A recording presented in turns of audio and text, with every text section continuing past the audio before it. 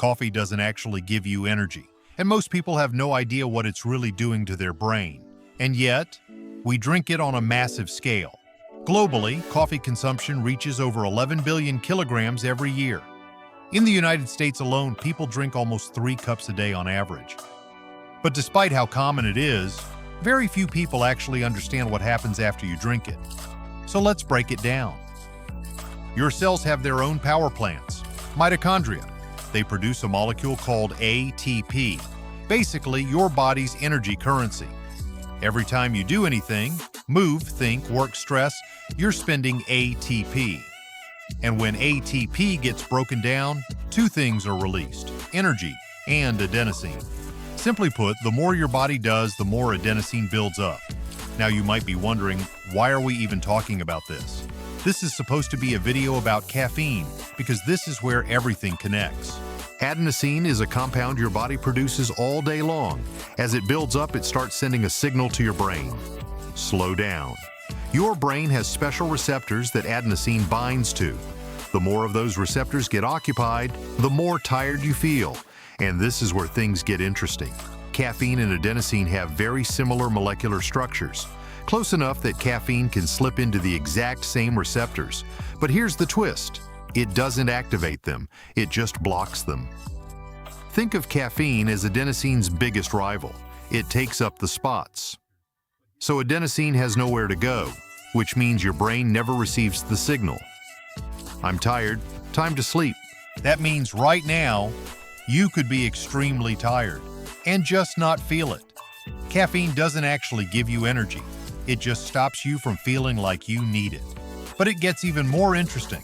Adenosine receptors, especially A2A, are linked to dopamine receptors. In a normal state, adenosine acts like a brake.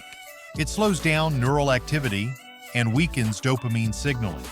Less motivation, more fatigue. But when caffeine blocks those receptors, that brake disappears. Now here's the key part. Coffee doesn't make you produce more dopamine, but it does make the dopamine you already have hit harder. That's where the alertness comes from. The focus, that feeling of, okay, I can actually get things done. And this is where a really common myth comes in. Caffeine is addictive like a drug. Not exactly. Caffeine itself has relatively low addictive potential. What hooks you is the effect. Less fatigue, better focus, stronger dopamine signaling. Your brain loves that combination. That's how the habit forms. And interestingly, there's growing evidence that caffeine may have long-term benefits. Regular consumption has been linked to a lower risk of conditions like Parkinson's, Alzheimer's, and even some cancers. It may also slightly increase fat burning. But here's the catch. Because caffeine isn't all upside, and this is where things can start going wrong. At higher doses, it can increase your heart rate, raise blood pressure, disrupt sleep, and make anxiety worse. And this is the point where the energy boost starts working against you. You might have noticed something else too. Over time, you need more and more coffee just to feel the same effect. That's not random. Your brain doesn't fight caffeine, it adapts to it. When caffeine blocks your adenosine receptors, adenosine starts building up with nowhere to go. So your brain responds by creating more receptors. More caffeine leads to more receptors, leads to weaker effect, and that's why you keep needing more. It also explains why quitting caffeine feels so rough.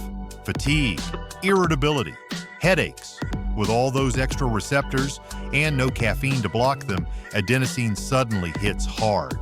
But here's the good news, this doesn't last. Within a few days, your brain adapts again. It removes the extra receptors, and things go back to normal. So next time you reach for coffee, just remember, it's not giving you energy. It's just hiding how tired you really are. So now I'm curious, are you drinking coffee for energy or just to hide how tired you really are?